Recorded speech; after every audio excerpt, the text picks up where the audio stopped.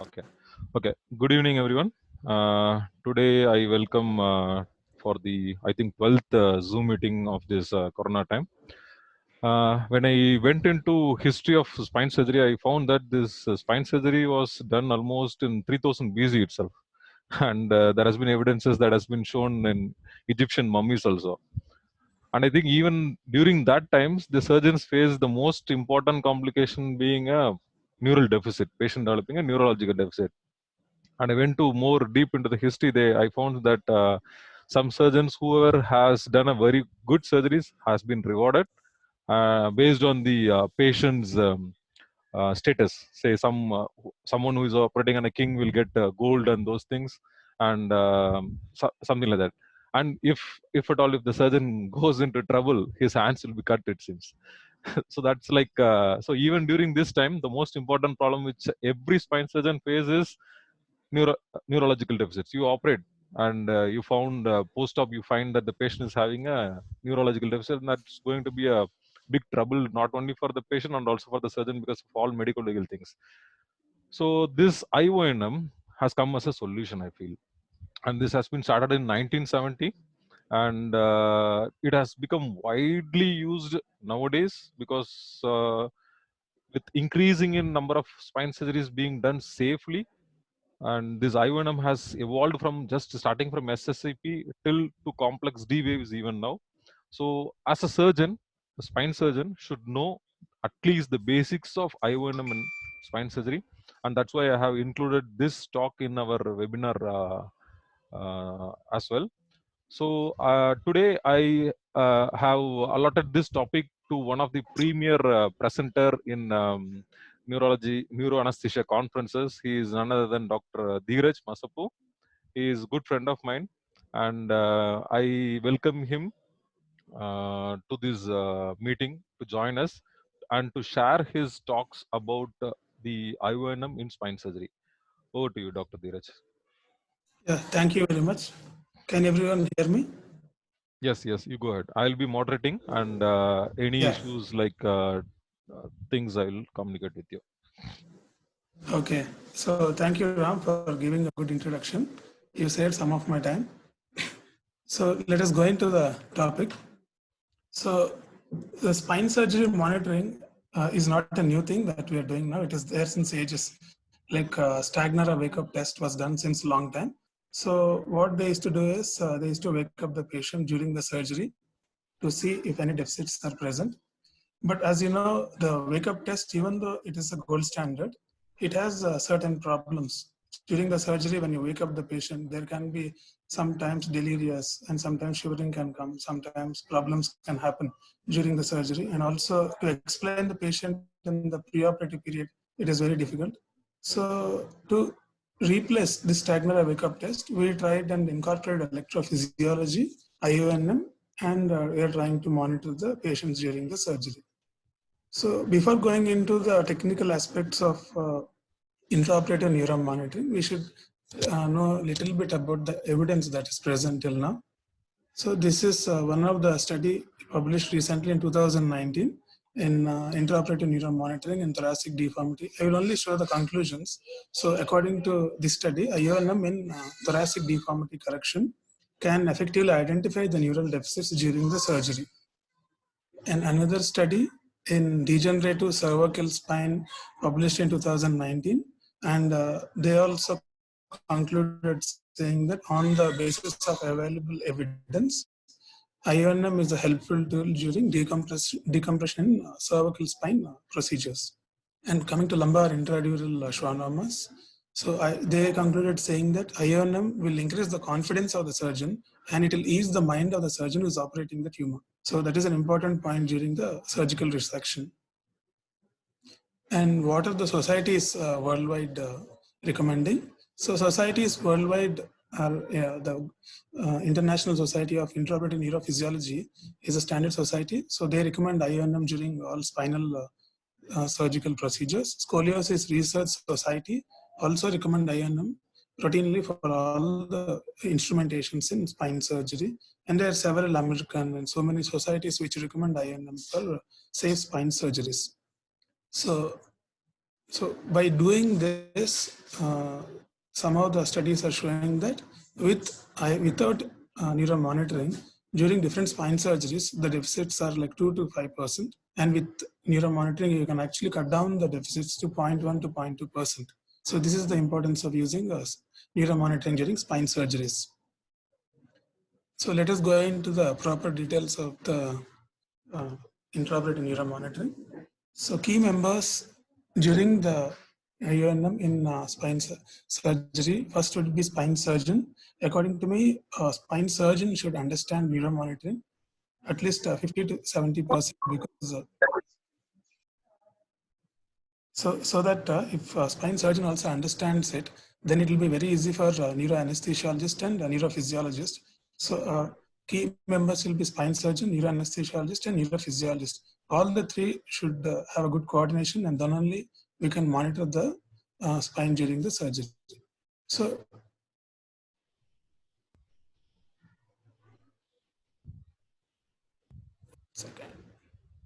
So in spine surgery, so what we actually monitor are these two tracts. So the first one, the first image what you're seeing is the somatosensory pathway. In the second image is the motor pathway. So what we call SSCP is nothing but we stimulate the peripheral nerve. Usually it is a mixed motor nerve, motor and sensory nerve.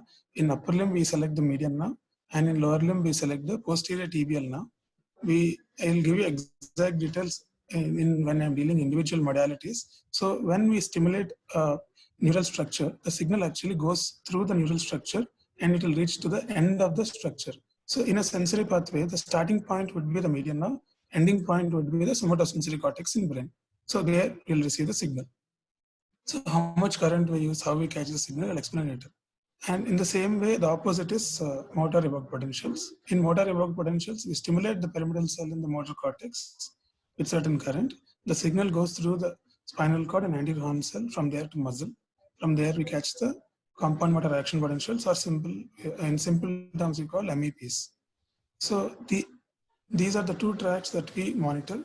And so along the pathway, if there is a damage to a neural structure, we can immediately identify by dampening of the waves and amplitudes. So we'll discuss that in the later slides. So for every structure, before planning, what we see is what is the structure at risk. So structure at risk in cervicothoracic surgeries is spinal cord, and structure at risk in lumbar surgeries would be the nerve roots. So when we are doing a cervicothoracic instrumentation or cervicothoracic surgery, we are more concerned about the spinal cord function. So the priority would be the motor evoked potentials and somatosensory evoked potentials. When we are doing a lumbosacral surgery, then our priority would be to monitor the nerve roots. There, the monitoring technology which will give you more information would be the triggered EMG and spontaneous EMG. Motor evoked potentials and SSCP also will be doing, but the most important monitoring modality would be triggered EMG. Each individual modality I will be explaining in the next slides. So these are the key monitoring modalities in spine surgeries. You can see somatosensory evoked potentials are the initial monitoring modalities which were actually invented. After that, transcranial motor evoked potentials have come, triggered EMGs, spontaneous EMGs, and DVS.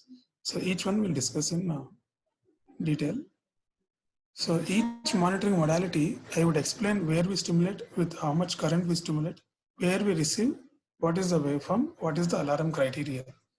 So for somatosensory evoked potentials, as I explained, we stimulate the mixed motor and sensory nerve. Usually it is median nerve in the upper limb, posterior tibial nerve in the lower limb. When we stimulate the median nerve, it will take around 20 milliseconds to reach the somatosensory area. So that is why we get a wave after 20 milliseconds. It is called as the N20 wave.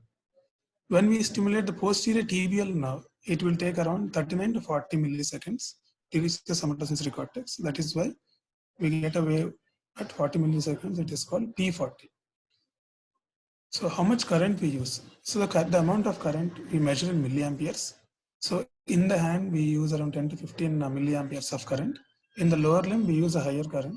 25 to 30 milliamperes is what we routinely use. So, and the wave that we get is called N20 and P40. You can see in this image, somatosensory wave will be looking something like that. In the image, if you can see my arrow, that is how it looks. And on the head, we use C3 and C4 locations. That is the 1020 international system for EEG. So those locations we will be using for catching the signal, and that area roughly corresponds to your somatosensory cortex. So there, as shown in the figure, there we put our corkscrew electrodes which is connected to our recording device, which is called the amplifier box. From there we receive in the computer. So SSCP waves, usually alarm criteria that we use in SSCP is 50% reduction in the baseline amplitude. See, we measure the baseline amplitude. If the baseline amplitude decreases more than 50%, then we alert the spine surgeon. Or the latency increases by 10%, then also we consider it as significant and we alert the surgeon. SSCP has some advantages like continuous monitoring. So throughout the case, you can continuously monitor the patient without disturbing the surgery. And we can also use neuromuscular blockade. So regular anesthesia, by avoiding inhalation anesthetics, we can use neuromuscular blockade. And SSCP has high specificity, but the sensitivity is low. Disadvantage is there is a significant delay in the detection, because each SSCP wave needs to be averaged at least 500 to 1000 times to get a final wave. That will take roughly 1 to 1.5 minutes. And also they found out that there is a lag in the detection by SSCP. Even after deficit happens, it will take minimum 10 to 15 minutes for it to manifest as an SSCP change. So this lag is one of the disadvantage for SSCP waveform. And one more important disadvantage is that it doesn't directly monitor the corticospinal tract, because the SSCP wave goes through the dorsal column. It will only measure the dorsal column intactness, and it will assume that the anterior corticospinal tracts are intact, but directly doesn't monitor the corticospinal tract, which are our area of interest. So it might remain unchanged during anterior spinal artery injury also. These are some of the disadvantages of SSCP. Coming to motor evoked potentials. In motor evoked potential, the area that we stimulate is pyramidal cell in the motor cortex. So on the head, we will be stimulating. The amount of current that we use to stimulate would be starting from 300 volts up to 500 to 550 volts of current will be used for stimulation purposes. And the current goes through the corticospinal tract, and at anterior horn cell, a second order neuron will form. It will go to the individual muscle. And from the muscle, we catch CMAP. It is called compound motor action potential. And the CMAP waves look like these. These are called as motor MEPs. These are triphasic or pentaphasic waveforms. So usually in the other image you're seeing, where on the head where we record C3 and C4 in front of the SSCP receiving areas, we'll be recording them. And coming to the waveform of MEP, so here the alarm criteria is a little different from SSCP. Here some people follow all or none phenomenon, that is a complete absence of the waveform is considered as significant. But some people actually follow 50%, that is 50% reduction in the amplitude of wave. And some people follow increase in the threshold of current required to elicit the waveform. For example, you're getting a wave for 300 milliamperes initially, but at the end of surgery or during some part of surgery, for 300 you're not getting the wave, you're getting it for 400 or 450. That is also considered as a positive response. So at these situations, we alert the surgeon that something is going wrong during the surgery. So this is about the MEP wave. So this is how it looks when we connect the corkscrew electrodes on the head. Those are the corkscrew electrodes. And for MEP, usually the standard muzzles will be using. In upper limb, what we in ADM is we use in the upper limb, thenar and hypothenar groups, and brachioradialis and deltoid will be used. In lower limbs, we will be using tibialis anterior and AHLs. So can you be little loud? There is some small disturbance happening in your voice. Be sharp. Can you hear now? Yeah, yeah, yeah. The same Okay. it will be loud actually. Yeah, Okay, got it. yeah. So we use a standard muscles. So the in lower limb we'll be using tibialis anterior and AHLs. In upper limbs we'll be using thenar and hypothenar group ADMs and brachioradialis and deltoid muscles. So these are the standard muscles we'll be using for MEP to receive the CMAP responses. So these are the normal responses and abnormal. The normal response would be the first image where you're getting MEPs from all the muscles, and the abnormal response would be the second image where you're not getting from certain muscles. So when you don't get a waveform from certain muscles, then we alert the surgeon and explain him that particular muscle is not giving a waveform. You have to need to sort out the issue. So MEPs have a very good sensitivity for detection because MEPs actually monitor the corticospinal tract. So it directly evaluates the motor axis. The sensitivity of detection is nearly 100%. And also the immediate assessment of corticospinal tract is in. We discussed before, SSCP, there is a in detection, but MEPs are not like that. Immediately we will detect the damage. And disadvantage is also there. Like SSCP, we can continuously monitor without disturbing the surgeon. MEPs are done only on need basis. Whenever surgeon feels like a baseline will be taken, and whenever a surgeon feels during the surgery it is required, we will be doing. And one more disadvantage is that we need to uh, stop a neuromuscular blockade during the MEP usage. So there is a possibility of patient movement during the surgery. And MEP is very sensitive to inhalation anesthetics that we will be using during the surgeries. These are some other disadvantages. So why, when MEP is so good, why should we actually do together? So what happens is, if you use SSCP alone, there is a possibility of false negatives. That means that the SSCP waveform will be normal throughout the surgery, but still patient might end up with some kind of a deficit. But MEP, combining MEP with SSCP, you'll avoid these kind of false negatives and will increase the sensitivity and specificity. So this combining MEP and SSCP is called as a multimodal neuromonitoring in spine surgeries.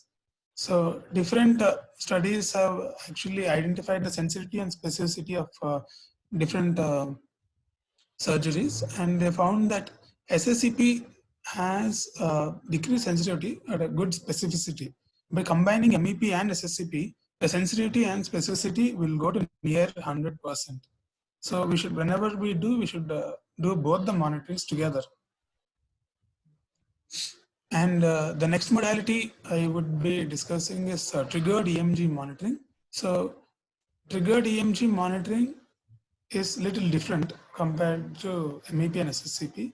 Here, the structure that we'll be stimulating is a peripheral nerve. So directly the nerve root will be stimulated here. So we stimulate the nerve root and take the wave from the muscle. And the recording is called as the electromyography. So how much current we use is around, we start from around 3 to 5 milliamperes. And if we are near the nerve, we even with very less current, we'll get the stimuli. So triggered EMG actually is the basis for pedicle screw monitoring, which we'll be discussing in detail in this present class. So how we use it, the basic principle of pedicle screw monitoring is, if you insert the screw through the pedicle in the correct direction, it will be covered by, it will having a intraosseous placement. So whenever a pedicle screw has a perfect intraosseous placement, we will get the triggered EMG with a very high current. So for example, when you put a very good screw, so I will not get any kind of triggered EMG because the current that I give will be insulated by the bone which is surrounding the pedicle screw. For example, if you are doing little medial breach, or if your screw is very near the nerve root, for lesser current also we will get a EMG response. So there, based on the studies, we made some thresholds. That is like above certain threshold, the screw is called a good screw, and below certain threshold of current, if you're getting an EMG, that is called a bad screw, or the direction needs to be changed. So That is the basic principle of triggered EMG monitoring.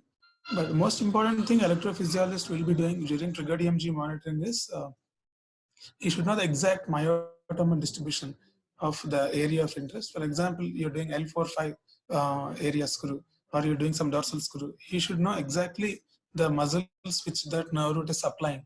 So then only the triggered EMGs will come. If, for example, if the electrophysiologist is inserting in some other muscles, then the triggered EMG response might not come.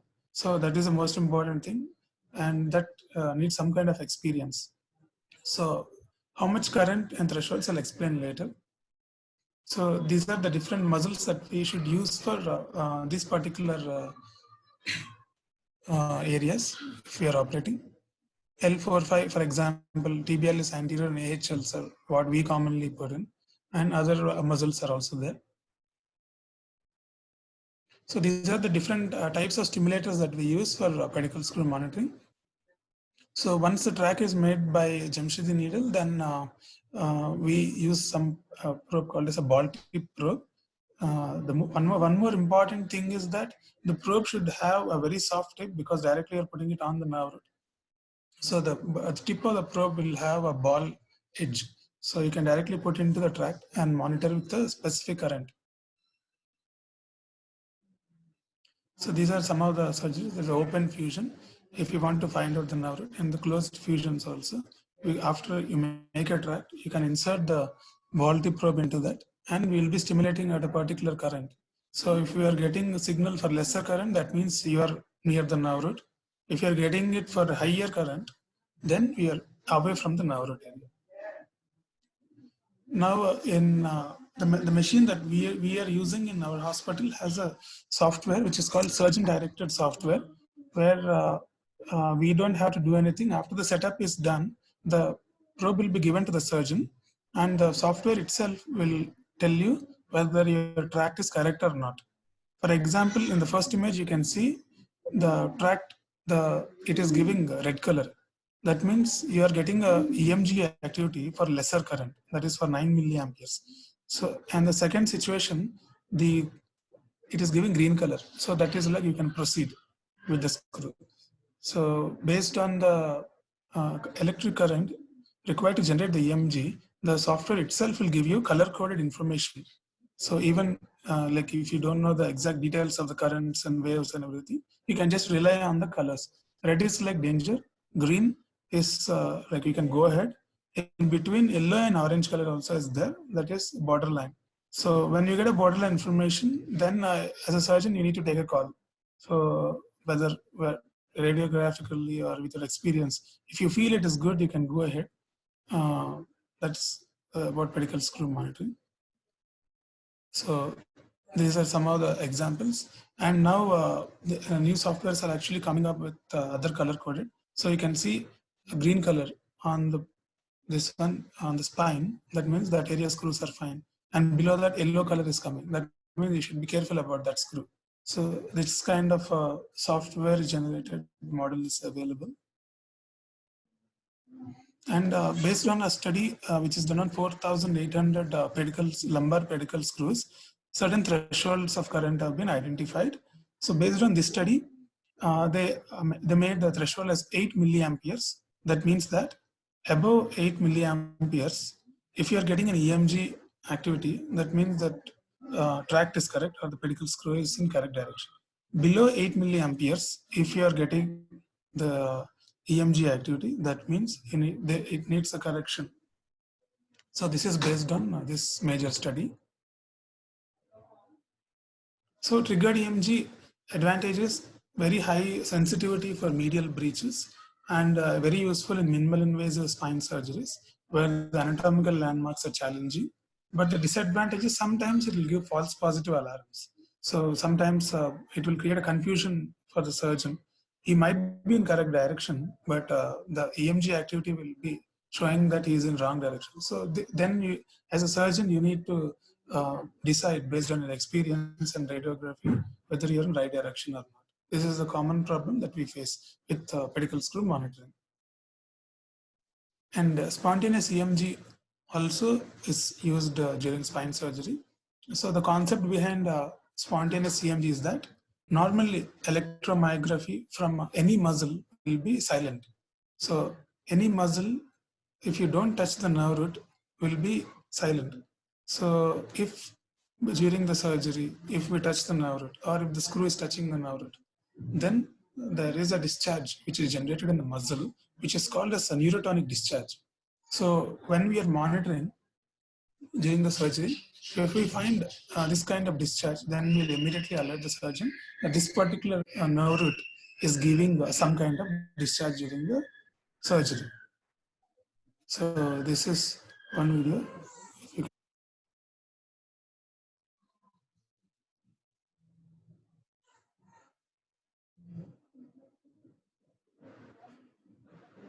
So that is how EMG activity will come from irritated nerve roots. So then we need to see if any issues that they are near the nerve roots. So spontaneous EMG has high sensitivity for nerve root injury, but the problem with EMG is high rate of false positive than triggered EMGs. So even if we get signal, sometimes we will not alert the spine surgeon, thinking that it is a false positive signal. That is why in regular practice we don't use it that much. But maybe if it is coming very persistently for long duration, maybe you need to alert the surgeon.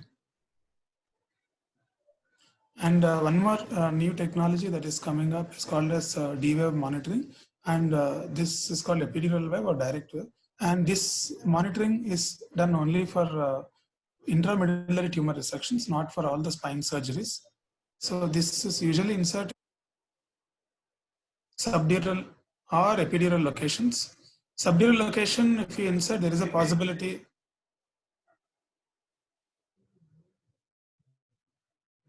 So this is how D-wave looks like. So D-wave usually is used only for intramedullary tumors.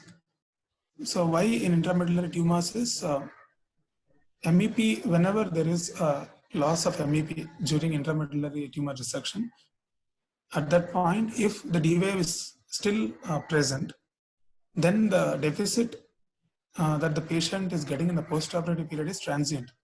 If both MEP and D-wave, if both are lost during the surgery, then the deficit that the patient might end up post-surgery would be a permanent deficit. So D-wave monitoring, if we use during intramedullary tumor resection, then you can actually increase the extent of resection during the surgery. Like even if MEP is lost, if D-wave is present, we can still continue the resection.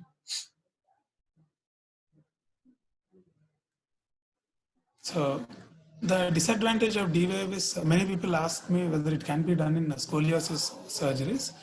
Scoliosis surgery, the problem is because of the instrumentation and retraction. So 27% false positive results will come. So that is why it is not advised, recommended in scoliosis correction surgeries. About anesthesia considerations, in anesthetic considerations of IONM, MEP, if we are using, then we need to avoid inhalation anesthetics. So total intravenous anesthesia is better and muscle relaxant needs to be avoided. If we are using SSCP, we need to avoid inhalation anesthetics, but we can use muscle relaxant with propofol anesthesia. And triggered EMG, if we avoid muscle relaxant, that is enough. And spontaneous EMG also, muscle relaxant needs to be avoided. This is briefly about the anesthetic considerations in ION. There are other factors which also affect the intraoperative neuro monitoring, like hypothermia. So patient temperature needs to be maintained between 35 to 36 degrees centigrade, and BP should be normal. If BP decreases below 20% of the baseline value, then MEPs might decrease. So we need to maintain normal blood pressure. Hypotensive anesthesia is not advised during intraoperative neuro monitoring. And the anesthetics I explained before. And some technical factors also affect, like sometimes the leads will go wrong, leads will come out of the amplifier. So the electrophysiologists will be checking continuously if any leads are coming out, and surgical factors, as we know. So let us, now I finished briefly about different modalities. So any doubts if you have, we can discuss here before going to broad categories, different surgeries. There are a couple of chat questions which we'll address now. Yeah. Because if I unmute everyone, it will become like a mess here. Got it. So questions that were asked are, so what will be the MEP alarms? Like below this, you should be a criteria to say it as a MEP alarm. Yeah. There are three types of MEP alarms. The first one is all or none phenomenon. So the wave is present or not. So if it is present, it is present. If it is totally gone, then only they'll alert the spine surgeon. The second category is 50% amplitude category, where baseline amplitude will be seen in microvolts on the system. So if it is decreasing more than 50%, then we alert the spine surgeon. And the third category is increase in the threshold of current. For example, you're using 300 volts to get a baseline MEP before starting surgery. And during the surgery, for 300 volts, you're not getting a good waveform. You're requiring 450, 500 volts. So that means the current which is required to elicit the wave has increased. So that itself is also alarm criteria to say that something is going wrong in the spine or some issues there. These are the alarm criteria. Okay. The next question is, in case of fatty patients, this one Dr. Nitin has put this from Delhi. If case of a patient is fatty, your leads may Yeah, not reach the muscle. So how do you yeah. tackle those patients? They are now Medtronic is coming up with long needles. They Pardon? can actually Medtronic company Uh-huh. has come up with long needles. Okay, okay. They are called as 4 centimeter needles. Hmm. They can ask the Medtronic company people, and they can take this. So Okay. usually fat tibialis anterior and AHLs, usually that area fat will be little less. And in Agreed. our group in the hands also, somehow you can manage to get. Okay. Then in case of how do you sterilize the electrodes? And See, practically every time we cannot use new electrodes; they're very expensive. So we do ETO. Every patient will remove the electrodes. We'll send them for ETO, and then we'll apply for the next patient. If we are using for positive, retropositive people, we'll discard them. okay, then another question from Dr. Vishnu. See that there might be, presume you stimulate MEP, you get an impulse from one particular group of muscles. In right side, you get say EHL, and you don't get Okay. in some other muscle groups. Should we proceed ahead with the surgery, or we should, with respect to See, spinal cord? yeah, exactly. See, many times we face the situation.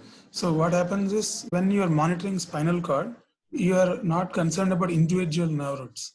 So what happens is if you are getting in that leg, at least one, usually we monitor 2 to 3 waves in each limb. Right lower limb if you're taking, we'll be using AHL, tibialis anterior, sometimes gastrocnemius, posterior thigh muscles also will be using. So if one of that is coming and the other two are not coming, still you can go ahead because it is the cord integrity we are seeing. We are not actually seeing the individual. So that is how we go ahead in our center. Okay. Do you use rectus abdominis muscle? Yeah, for thoracic fusions, we have to use rectus abdominis muscles. If the fat is very high, your placement might not be correct. But if you are operating between T6 to T12 level, then that is the only muscle we have to use for triggered EMG. For example, if you are operating on thoracic spine and you're putting screws, so there is a cord there. So when you're doing cord monitoring, your MEP will be more accurate than your triggered EMGs. So your MEP you can take from lower limbs also, because if cord is damaged at that particular point. Voice is breaking, boss. Galaxy On 5 Pro. Please mute yourself. Yeah, go ahead, Dr. Dheeraj. I'll give you So time. Galaxy, yeah, I'll give you time. Please wait. Yeah. so what we are seeing is the cord integrity. So cord integrity can be found out by monitoring MEPs from lower limbs also. You don't have to monitor the myotomal distribution. Myotomal distribution is useful only during pedicle screw monitoring of the thoracic spine. For example, T6 to T8 pedicle screw you are putting. That time, if you want to do your pedicle screw monitoring, then you have to put on the rectus, upper rectus muscles. But if you are monitoring the cord function overall, then MEP of the lower limb also is sufficient. I think confusion I created, no? No, nothing. See, one more question which was asked to me is if you are positioning pre-op, you have positioned the patient and you do one MEP, nothing is coming. That's one scenario Yeah. which one of the guy has asked. What Okay. for that?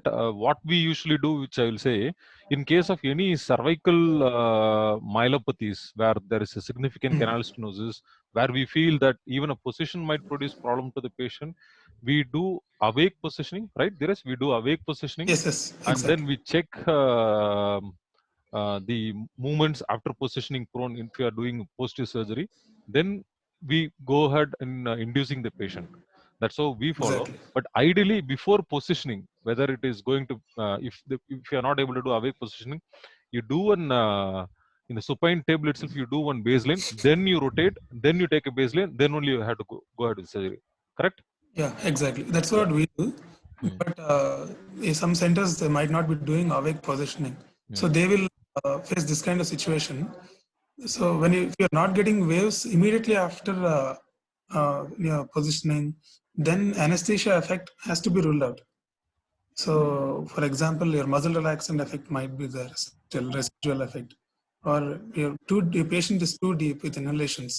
So you need to remove all the anesthetic confounding effect, increase the blood pressure, and get the temperature to normal, and then it gives some time. Sometimes waves recover. That's what I observed. Some 45 minutes time, if you give, waves will come back. Hmm. And to Dr. Deepak, when we are doing MIS percutaneous screw fixations, first what we do is we have a Jamshidi needle itself, which is connected to the ENMG device. So while we proceed with Yeah, the Jamshidi needle itself, we'll come to understand whether we are violating the pedicles.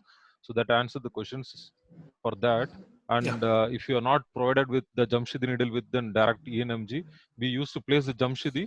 Then once the cannula is taken off, then we use the direct nerve stimulators with the probes, which goes into that, and then we check the integrity of the pedicles.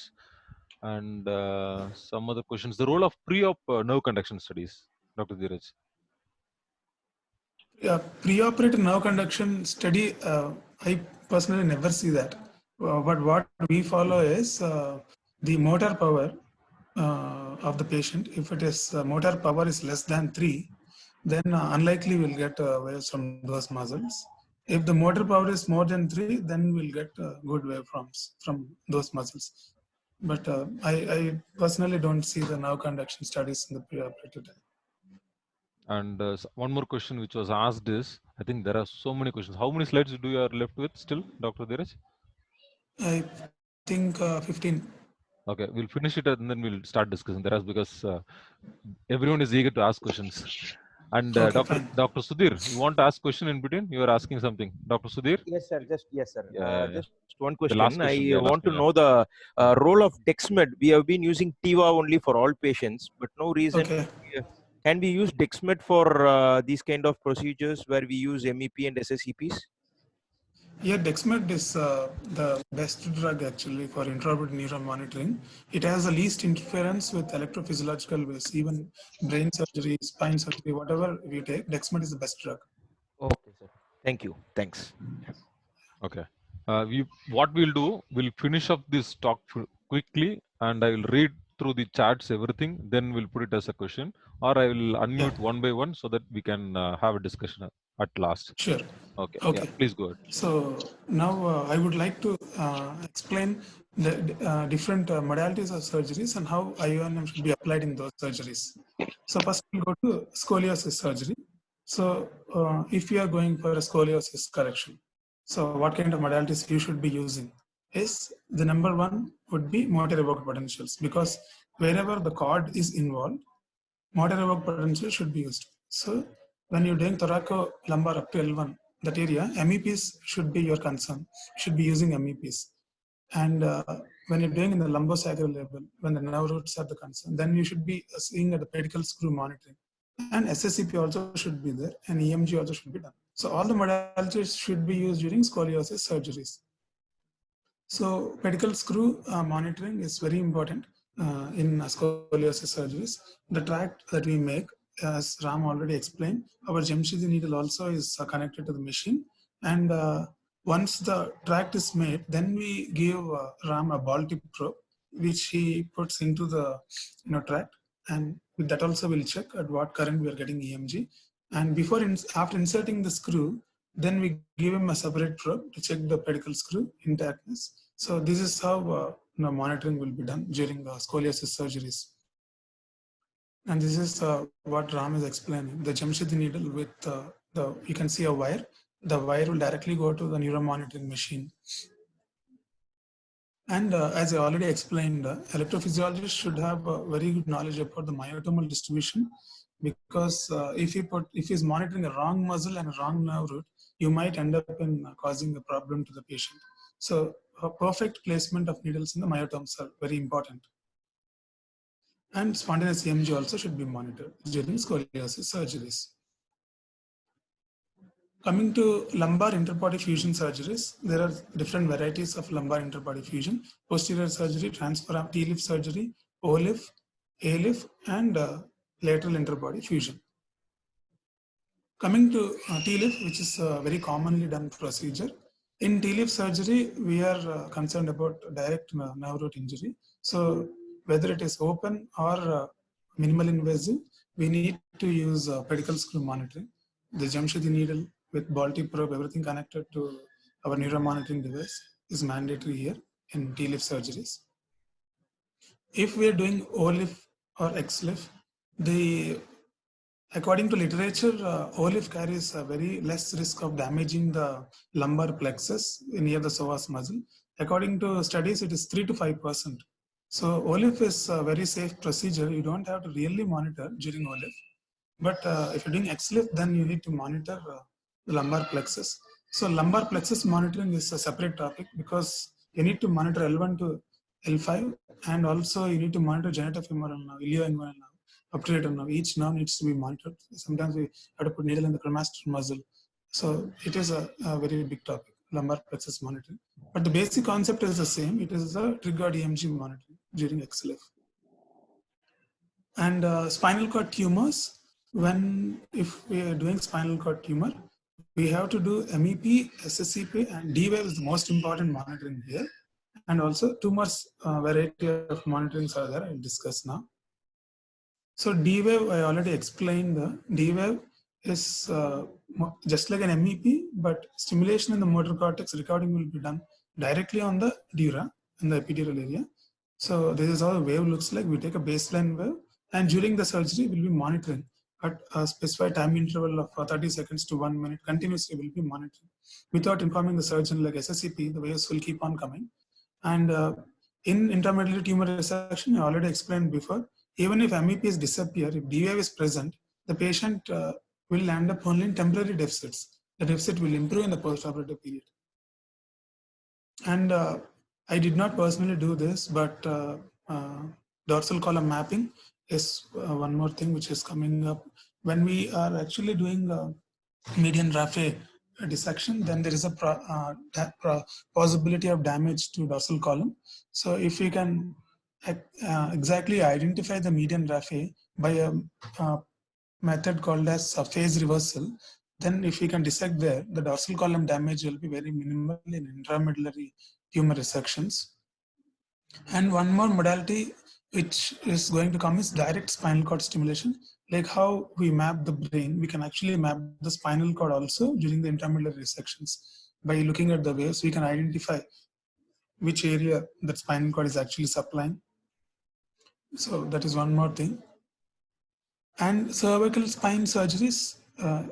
So cervical spine, according to me, is a shared responsibility between anesthetist and the spine surgeon, because cervical spine is more like brain. It can get affected during positioning, intuition, and during multiple areas, it can get damaged.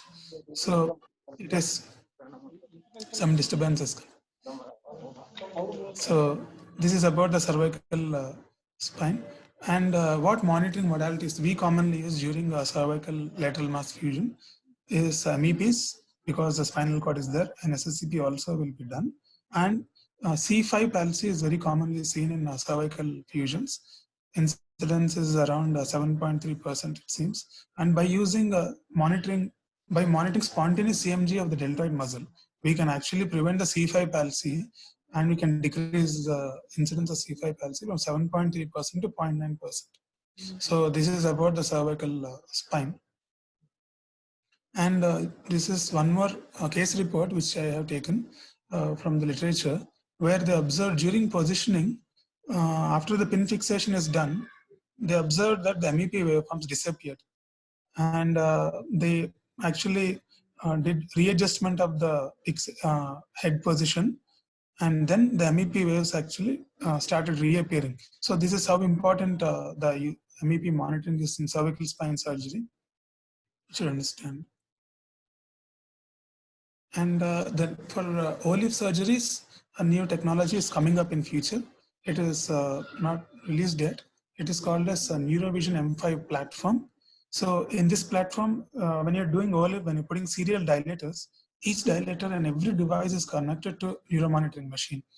So at every step, it makes sure that no damage is happening to the lumbar plexus. This is called as M5 NeuroVision. And for OLIF surgeries, finger tip electrodes are also coming. In the image, you can see your fingertip actually can be monitored. You can insert that to the fingertip. When you're doing a dissection, blunt dissection, then we can catch some waves if you are near the nerve roots. And children also we can monitor during thyroid cord or any tumors in the spinal cord. So children also require monitoring. The only difference between the children is the myelination in children is very less. So you need to use little higher currents to stimulate the neural structures. So whatever currents we use in adult, we need to use little higher currents in children. So these are some of the pediatric cases that how we do. And all the monitoring is not without problems. So bite injuries are very common. This is one of our case. So how do you prevent bite injuries? By using a very good bite block system. Usually we put 2 bite blocks between the 2 molars so that the tongue is protected in between. And some people also use silicone bite blocks also. And we also reported the temporomandibular joint dislocation also because of high current. These are some of the issues with MEP monitoring, and a sudden jerk also will come. And so all those things also should be noted. And one meta-analysis, only one meta-analysis is there, which is actually done on the complications of neuromonitoring. So these are among 1500 cases, these are just 3, 1, 2 of some of the complications are tongue laceration, mandible fracture, seizure, cardiac arrhythmia is 0, scalp burn is 0. So intraoperative awareness is 0. So it's, if you take percentage wise, it will be 0.001 or something very less. So almost you can tell the complications are very minimal. So Ram, I think I finished the presentation. Some videos are there now. Should I show them? Hello? If there is no, hello, can you hear me? If there is no lag, we'll Yeah. just show the videos also. Run it, Dr. Okay. Yeah. Just Some video audio is there. Please don't mind. I'll decrease. So this is how Jamshidi will be used.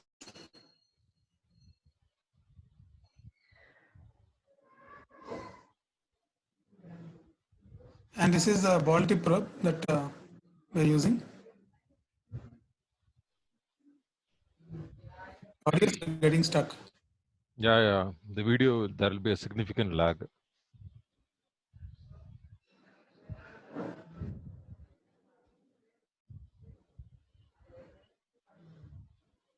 Zero? Yeah. I think, okay. Yeah.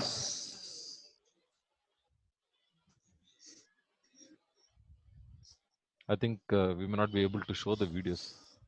Something is coming up.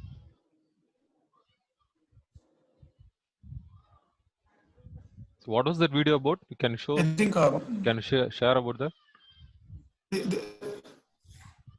so this the first video is the Jamshidi needle with neuromonitoring, and the second is the Baltic probe for medical tract monitoring, and this is the monitor side of how we see when you're actually monitoring.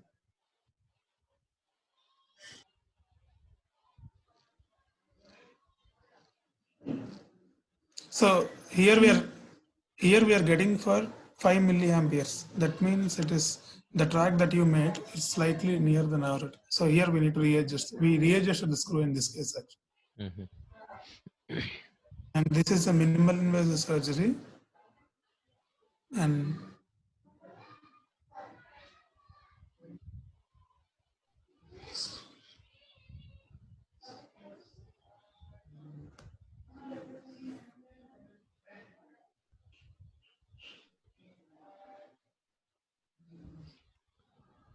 This was in the wrong track, I presume, right? This is the one which yeah, yes. even we could see the visible leg movements happening.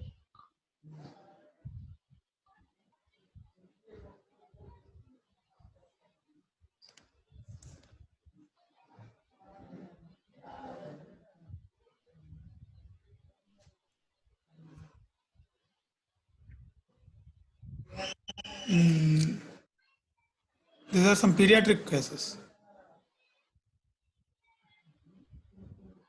Yeah, I think we'll start addressing the questions. Let it run in the background. What do you see? Yeah. Okay, done. Correct. But we have to stop this. The post-operative spine surgery also will be using sometimes. Yeah, this you can talk about, I think. Yeah. Let them see the video, then I'll explain because voice is getting broken.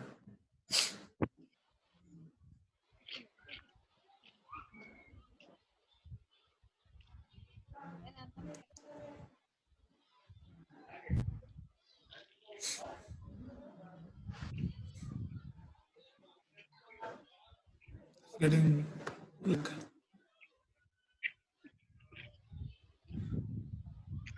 so that's it. These are the references, and thank you. Yeah. Yes, Dr. Dej. So Just I'll stop my sharing. Yeah. Dr. Dheeraj's friend, Dr. Nitin, correct? Nitin Manohar. Yeah, hi. Yeah, hi. You can join with Dr. Dheeraj to share some questions because there are n number of questions now has built up. So let any questions from surgeons? Surgeons. Audio disturbance is there. Can you hear me? Hello. Hello. Dhiru, can you hear me? There is a disturbance in the audio. Mine as well? No, disturbance is there. Can I leave and rejoin the meeting? No, I think that's good. It's working now.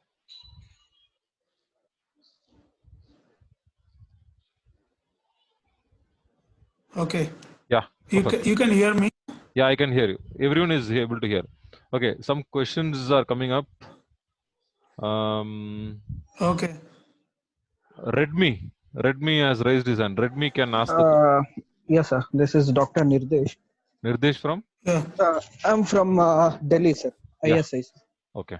So we just had we had a problem intraoperatively a few days back while operating a neuromuscular scoli.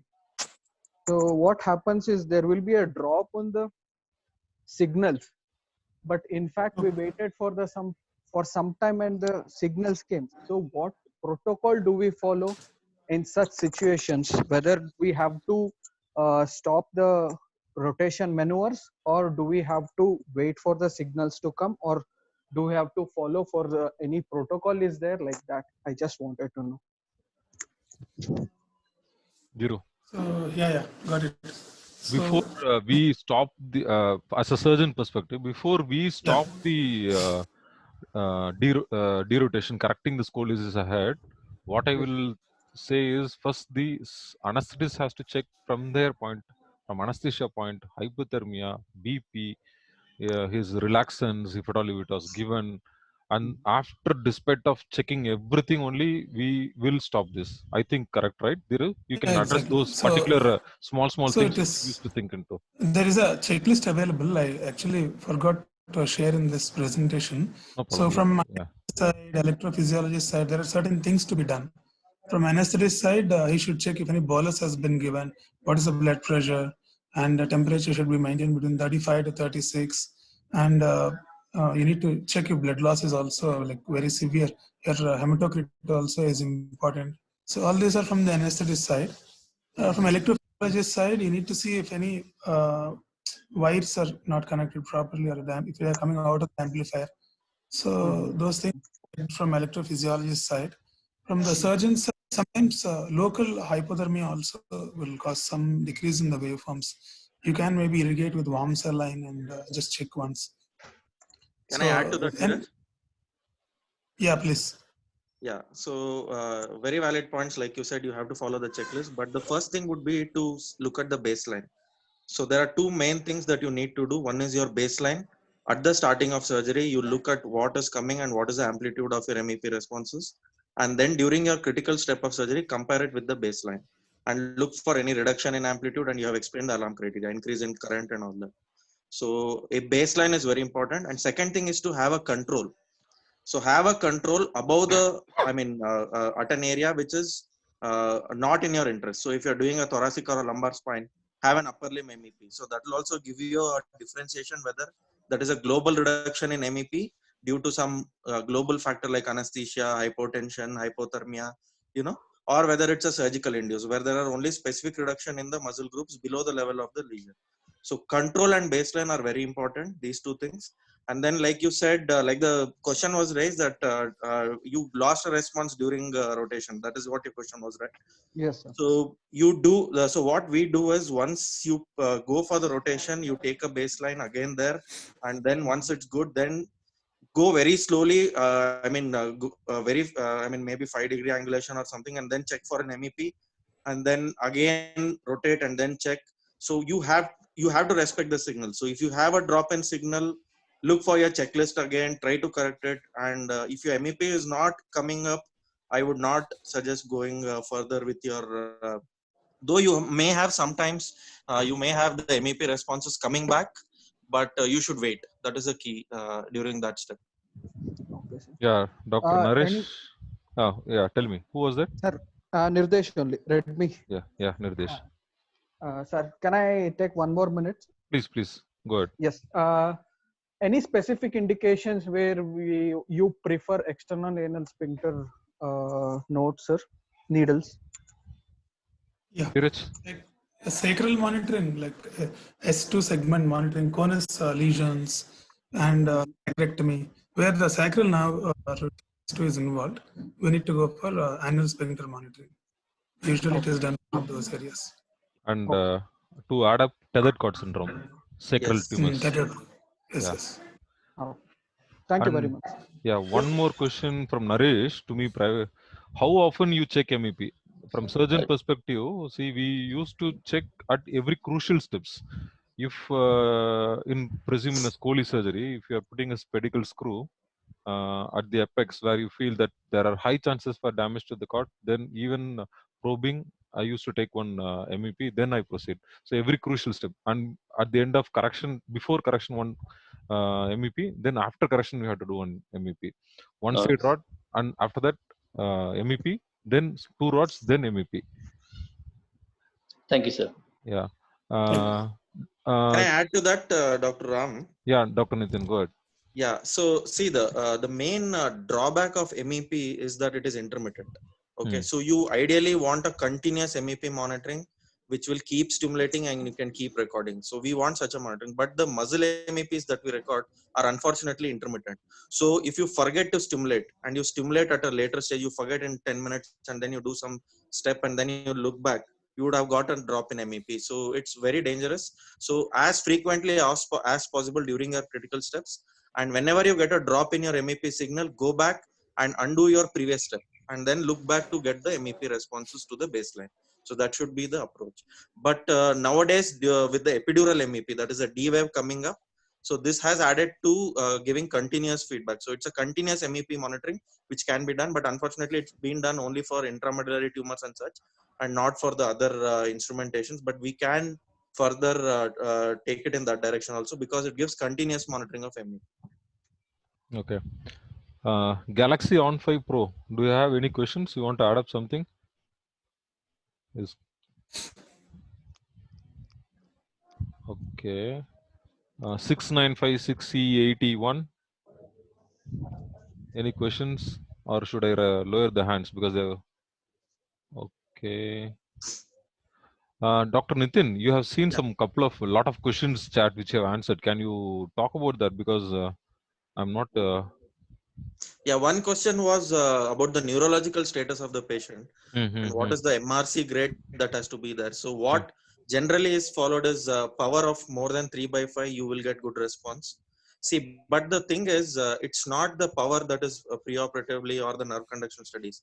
So what we as neurophysiologists or neuroanesthetists do is, under anesthesia, we try to get a baseline, and whatever recordings we are getting on table under that anesthesia, we then keep it as the baseline, and then we compare it during the critical step of surgery, and if we see if there is a drop in signal. So 3/5 motor power, more than that you will get good responses. Below that also I would recommend trying to do an MEP and try to say whatever you're getting. So that should be the approach.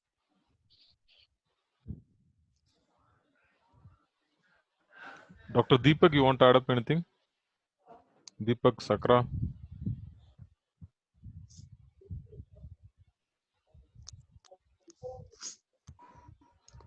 So one more question, interesting question, Dheeraj. So we use repeatedly these electrodes, right? Reusing it. Yeah. Does it have, apart from the sterility and those things, will it have any changes in the inference of MEPs, like see, wear and tear, something like that? the needle either totally goes off or it will work. I don't all or think it will none. be in between. All or none. Yeah. It should break. If it is working, the electrical continuity will be, the circuit will be intact. And is there any limit to get an MEP? Like I do for 100 number times or 10. Is there any limit? No. There is nothing like this many times you have to do, but it is better if you do whenever needed. So roughly around 10 to 15 stimulations per small case. For scoliosis, maybe we'll do around 20 to 25 stimulations, I feel so.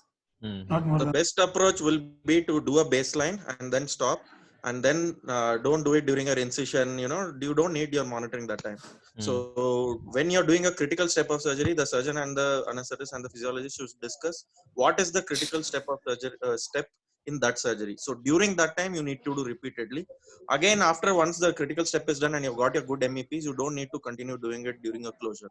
So you can limit your MEP responses, because MEPs can cause a lot of side effects like seizures, tongue bites. So these are all the side effects of doing a repeated or more number of MEP stimulations. Dr. Sudhir? Dr. Sudhir, you want to have any questions? Yes, sir. Yeah, Dr. Dheeraj, it was a great presentation. I just have a doubt regarding one literature which you quoted for C5 palsies in cervical spine myelopathies. You said that the rate has come down significantly after the use of EMG. So, I mean, my doubt is most of the times it is because of the cord falling back the moment you decompress. So by using EMG, we will be able to know that the patient has developed C5 palsy. How can the rate be reduced? Is there any thing that we have to do intraoperatively as from surgeon's point of view? See, from electrophysiology side, we can only see the EMG and tell you guys when we get any neurotonic discharge. Okay. That is only we can tell. We cannot exactly tell you, at what point. At any point of time, normally the EMG should be silent. Okay. So at some point, if we get a neurotonic discharge, there is a disturbance in the EMG, we'll alert you that something is going wrong there. That time, if you can correct something, maybe. Okay, okay. Because usually we feel that C5 palsy is not in the surgeon's hands the moment you decompress because of the. Your voice is Maybe low. Your voice is low. Sudhir. Yes, sir. Usually, we feel that C5 palsy is not under the surgeon's control because it is basically because of short horizontal course. But it was interesting to note in that paper which you quoted that there was significant reduction after use of EMG. So I just yes. wanted to know. That paper is there. I can send it to you if you give Yeah, sure. highlight. Thanks a lot. Thank you. Sure. Yeah, Galaxy on 5 Pro. Yeah, this is Mazhar from Sakra. Yeah, Mazhar. Yeah, my question, I want to tell the one things like if like in the cranial nerve monitoring and spine surgery, sometimes what happen we getting like a neurotonic discharge. Sometimes it's coming in the periodic discharges.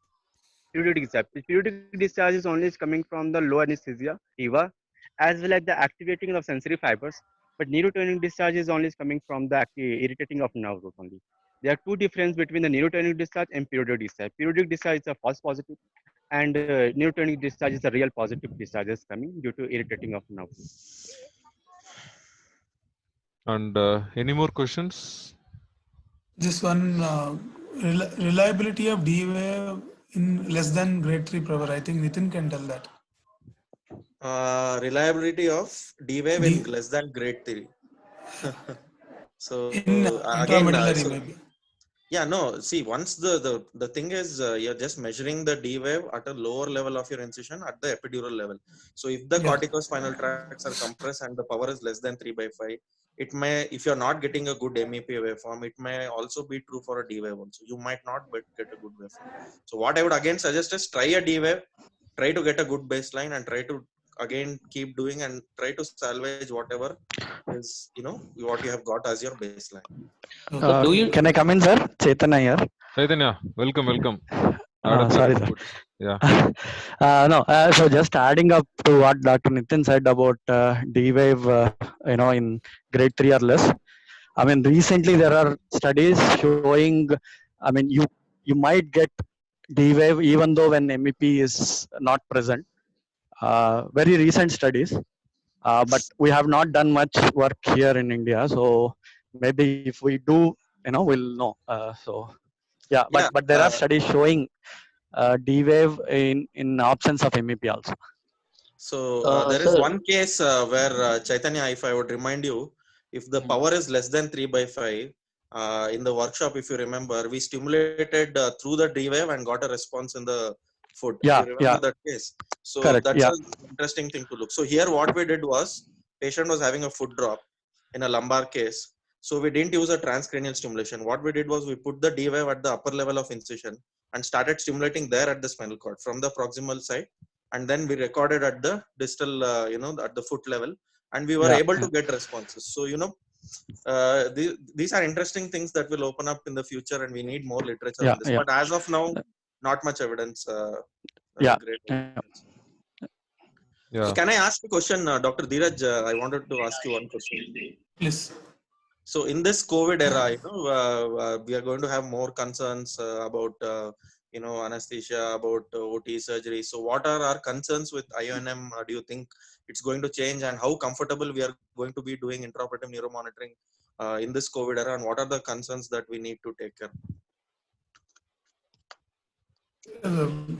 Basically, the electrophysiologist will enter only once the most riskiest part is intubating the patient, positioning. So the aerosol spread will be present for 15-20 minutes in the operating room. So during that phase, maybe the electrophysiologist, I feel, should stay outside. And after that, they can pitch in. And from there, it will be just like a regular case. So the COVID tension will be there only during the intubation time and the first 10 to 15 minutes in the room. What about the electrodes? So do you think? COVID, but what about the electrodes? So do you think sterilizing the electrodes will be? Electrodes. Yeah, we need to. So ETVO in the blood circulation, virus should be there. It should touch your electrode. Then it should survive the ETVO, and then I don't think it is But No. I Nitin. cannot tell exactly. Yeah, So Nitin. still we don't know how is it going to No, spread. because this Yeah. is what we are going to. Dr. Ram is going to ask you for a case with IONM, and then the next case you're going to be got it. worried with your electrodes. So Mm. I probably think we Yeah, need to yeah. make multiple sets of electrodes, and we need to sterilize them. I think ETO doesn't kill the virus. ETO, That's I what. think, will kill virus. Yeah. Nitin, So Dr. we need Prasanna here. to. Dr. Prasanna. Yeah, Prasanna sir, tell me. Yeah, 65 degrees and more than 30 minutes is known to kill the virus. So you can do a ETO or autoclaving also. But ETO, At Sir, 65 all degrees. our electrodes are we are using for more than 50 times, 100 times. That So we if have we to heat avoid. it for Yeah. 100 degrees, No, 65 degrees. 65 degrees 65 for degrees. more than Okay. 30 minutes So is what is if we recommended. need to, if we just boil it maybe in a boiler and then we send it for ETO, that should be enough. I'm not sure. Autoclaving, we can adjust the temperature actually. In the autoclave, we can adjust the temperature what we want. Okay. Or in the ETO also, we can adjust the temperature of the console. So you adjust it to 65 degrees for 30 minutes. And as you said, after that, you don't use it for another 2-3 days. You make 4 sets or something. Then it is going to work out. Yeah, maybe use the first set after 3 days so that the Yes. virus will not survive. And second thing is even the bite block that we put, it's going to be very risky. But now we are going to use video laryngoscope. We are staying away from the intubation site. So placing the bite block again will be very challenging here. So we need to take care of that aspect also. I think bite block we have to shift over to that Foley's catheter folded in a gloves and put it rather than putting the one silicone what we generally use. I think we may avoid because reusing them is going to be risky. Maybe dangerous. Yeah, so better to use this Foley's catheter folded in a gloves and then use new for every case we can throw it off. That's a better thing. Okay. Dr. Prasanna, can you introduce yourself? I'm Dr. Ram. Yeah, I am Dr. Prasanna, additional professor in neuroanesthesia in JIPMER. Okay. Pondicherry. Yeah. Superb, sir. Okay. Dr. Deepak San. Yes, Deepak San, you want to add something? Yeah. For this first sterilization of the electrodes. Sidex and electrodes. Dheeraj, Dr. Don't Nitin. have much idea about sterilization process. Sterilization? We do a ETO. So with respect to corona, you are asking, Dr. Deepak. For routine sterilization, we generally follow a ETO technique. But I think now in the COVID era, I think we have again, that's what we had a discussion about. So routinely we reuse them with ETO sterilization. Okay. I think if there are no more questions, we can end up over here. What do you say, Dr. Dheeraj? You want to say a wind up word, something like that? Take home message. Yeah, it's good to see many people join presentation, and all the modalities I think I covered up in the presentation. Yes. And maybe regarding COVID, we'll do a separate session if people are interested. I'll go through and give you more details in future. Okay. Can I add a point, Dr. Yeah, Ram? Dr. Nitin, yes, please. Yeah, wonderful presentation, Dr. Dheeraj. We really enjoyed it. All the things about spine surgery you have covered in detail. I hope all the surgeons have enjoyed it as much as we did. And thanks to Dr. Ram also for taking this initiative. It was a very good discussion. Congratulations. Yeah. So we came to the end. Anyhow, okay. Thanks for sharing, Dr. Dheeraj. Thank you very much. Meet up day before. Okay. Yeah. We'll meet up soon. Bye, everyone. Yeah, sure. Thank you, everyone. Bye. Bye.